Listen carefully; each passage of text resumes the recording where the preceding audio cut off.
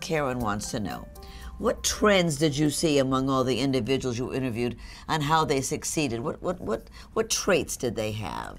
Yeah, you know, I interviewed the people from ages 93 to age 24. Wow. And along that spectrum, there seemed to emerge some consensus. One of the things is when you're young, because these are stories of childhood. So when you're young, it seems it's very important to have people who really care about you. Teachers keep coming up in all the stories. You know, the fact that a teacher will notice a kid who has a specific interest, or a kid who needs to be in a better situation than they find themselves in. Right. So teachers are very important. Mentors are very important. Neighbors. Right. Peers. All of these things contribute to the well-being and the confidence. The confidence level of the kids. Right. So ultimately, those I think are the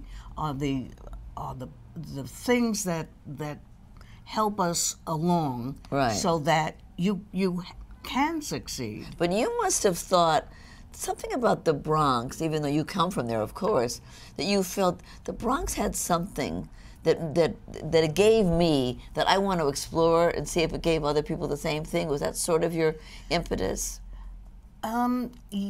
Yes and no. Oddly enough, when I went back to my building of birth, or the building where I grew up, the Mayflower, and I went back with Mickey Drexler, who's the CEO of J. Crew. I didn't know Mickey when he was a kid. We lived in the same building, and I didn't know How many units in a building like that? 96. 96 family, large building. And I'm 11 years older, so Mickey, you know, the chances of our meeting kind of slight.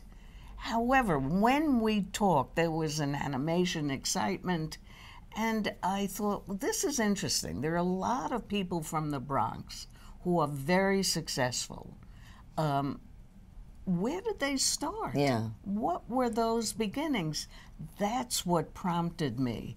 But that's like a lot of cities, isn't it, though? I mean, I think that the book is about kids from the Bronx, but it also really relates to, I mean, I come from Beverly Hills, right? So we all have a kind of a hometown impetus. Absolutely. You know? And the Bronx, you put your finger on it. The Bronx is a hometown. Right. It's made up of neighborhoods. It's made up of people and stores, and it has a hometown feeling. And a lot of them named the same stores, the same delis, the same cleaners. Yes. That was fascinating. Yes. It was kind of charming. Interesting. That, you know, people think of the Bronx as this big urban jungle. It is not that. Yeah. 25% of the borough is parkland. More parkland than any other borough. Wow. Yeah, really interesting stuff.